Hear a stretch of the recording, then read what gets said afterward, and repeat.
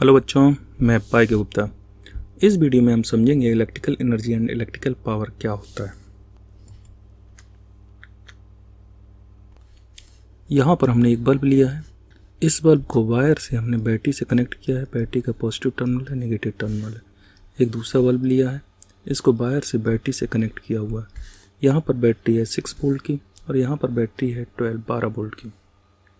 यहाँ पर हम इस बल्ब को 6 वोल्ट की बैटरी से कनेक्ट करते हैं तो बल्ब ग्लो होता है, यानी इससे लाइट इमिट होती है। और इस बल्ब को 12 वोल्ट की बैटरी से कनेक्ट करते हैं तो इसकी जो ब्राइटनेस है, इसकी रोशनी है, वो पहले बल्ब के कंपेरेटिवली ज़्यादा होती है। अब यदि हम इस बल्ब को इस बैटरी से डिसकनेक्ट कर देते हैं तो हम देखते हैं इस बल्ब का जलना बंद हो जाता है। यानी इस बल्ब को ग्लो करने के लिए लगातार करंट की ज़रूरत होती है और वो करंट मिलती है बैटरी से। तो बैटरी के द्वारा लगातार करंट फ्लो कराने के लिए कुछ ना कुछ बैटरी से वर्क किया जाता है। तो किसी भी टाइम टी में किसी भी इलेक्ट्रिक सर्किट में करंट फ्लो कराने के लिए जो भी सोर्स ऑफ ईएमएफ है उससे जो वर्क किया जाता है उसे हम कहते हैं इलेक्ट्रिकल एनर्जी। यानी टी टाइम में सपोज कीजिए इसमें करंट आई फ्लो हो रही है, तो करंट आई टी टाइम के लिए फ्लो कराने में बैटरी से जो वर्क होगा उसे हम इलेक्ट्रिकल एनर्जी कहेंगे और उसे हम W से रिप्रेजेंट करेंगे। यहाँ पर बैटरी देखिए 6 वोल्ट की है तो इसमें कम करंट फ्लो होगी। यहाँ पर बैटरी 12 वोल्ट की है तो इसमें ज़्यादा करंट फ्लो होगी। ज़्यादा करंट फ्लो होगी तो ज़्यादा रोशनी होगी, ज़्यादा वर्क किया जाएगा। तो इलेक्ट्रिकल एनर्जी की डेफिनेशन हो जाएगी total work done by the source of EMF in maintaining the electric current in the circuit for a given time is called electrical energy consumed in the circuit। तो किसी भी electrical circuit में current को maintain करने के लिए, लगातार बनाए रखने के लिए किसी टाइम टी में किसी भी सोर्स ऑफ EMF यानी बैटरी से जो वर्क किया जाता है उसी को हम कहते हैं इलेक्ट्रिकल एनर्जी। सपोज कीजिए ये बल्ब है, बल्ब का रेजिस्टेंस है R, बैटरी का पोटेंशियल डिफरेंस है V और इसमें फ्लो होने वाली करंट है I। तो V इज इक्वल टू होता है I इंटू R। अब सर्किट में फ्लो होने वाला charge Q is equal to होता है फार्मूला I इंटू T। तो पोटेंशियल डिफरेंस की डेफिनेशन से V इज इक्वल टू होता है W अपॉन Q। तो देखिए W इज इक्वल टू हो जाएगा V इंटू Q। तो इस फार्मूले में V की वैल्यू पुट कर देंगे, Q की वैल्यू पुट कर देंगे। V क्या है? I इंटू R है। V is equal to I into R और Q is equal to I into T। तो हो जाएगा I स्क्वायर R T। तो W is equal to I square R T।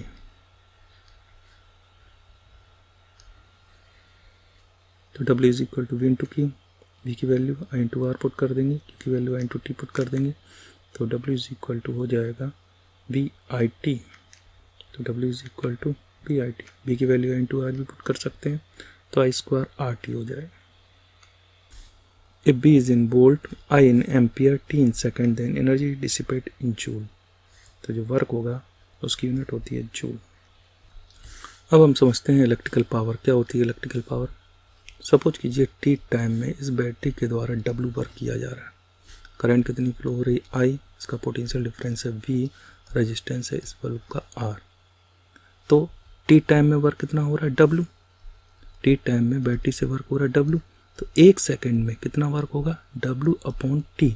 इसी को हम कहते हैं इलेक्ट्रिकल पावर। इससे रिप्रेजेंट करते हैं P से, तो P इज इक्वल टू हो जाएगा W अपॉन T। तो rate of doing work per unit time is called electrical power represented by P। Unit हो जाएगी W यानी वर्क की यूनिट होती है जूल, टाइम की यूनिट होती है सेकेंड। तो बताइए क्या यूनिट हो जाएगी पावर की? जूल पर सेकेंड। दूसरी यूनिट इसको कहते हैं वाट। तो देखिए P is equal to W upon T और W की वैल्यू पुट कर देंगे। W इज इक्वल टू होता है VIT। तो P is equal to W की वैल्यू VIT अपॉन T से T कैंसिल हो जाएगा। P इज इक्वल टू आया VI। तो P इज इक्वल टू आया VI। तो ऐसा unit of electrical power is watt. याद रखिएगा, पावर और दूसरी यूनिट जूल पर सेकेंड। अब देखिए जो पावर की यूनिट होती है वो वाट है। तो वाट एक स्मॉल यूनिट है, इससे बड़ी यूनिट होती है किलोवाट और इससे बड़ी होती है मेगावाट। 1 किलोवाट में कितने वाट होते हैं 10⁻³ वाट। 1 मेगावाट में कितने वाट होते हैं 10⁻6 वाट। ये आपको याद रखना है। अब देखिए इलेक्ट्रिकल पावर को अलग अलग फार्मूले के रूप में रिप्रेजेंट कर सकते हैं। एक फार्मूला हमने देखा P = V × I, दूसरा फार्मूला P = I²R, तीसरा फार्मूला P = V²/R। तो ये फार्मूले कहाँ से आए इसको समझते हैं। P = V × I, V की जगह हम I × R पुट कर देंगे। तो P = V की जगह क्या पुट करेंगे I × R, I × R × I। तो देखिए P = हो जाएगा I²R। तो ये दूसरा फार्मूला हो गया I²R। तो ये फार्मूला है P = I²R। ठीक। और I क्या है, I = V/R। तो यहाँ पर I = V/R पुट कर देंगे। तो P = है I²R, यहाँ से हमने पुट किया है I²R।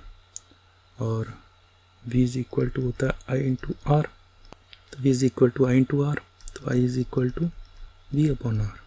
इस I की वैल्यू इधर पुट कर देंगे। तो P = V/R का होल स्क्वायर। I की जगह V/R पुट किया × R। तो P = हो जाएगा V²/R² × R। एक R से R कैंसिल हो जाएगा। तो P = हो जाएगा V²/R। तो देखिए P = V²/R। ये तो पावर के कितने फार्मूले हैं, 3 फार्मूले। एक P = VI, दूसरा P = I²R, तीसरा P = V²/R। याद रखिएगा। पावर की बड़ी यूनिट क्या होती है किलोवाट आवर्स। 1 किलोवाट आवर्स में कितने वाट आवर्स होंगे 10⁻³ और 1 किलोवाट आवर्स में 3.6 × 10⁻6 जूल होते हैं। ये याद रखिएगा, इम्पोर्टेंट है।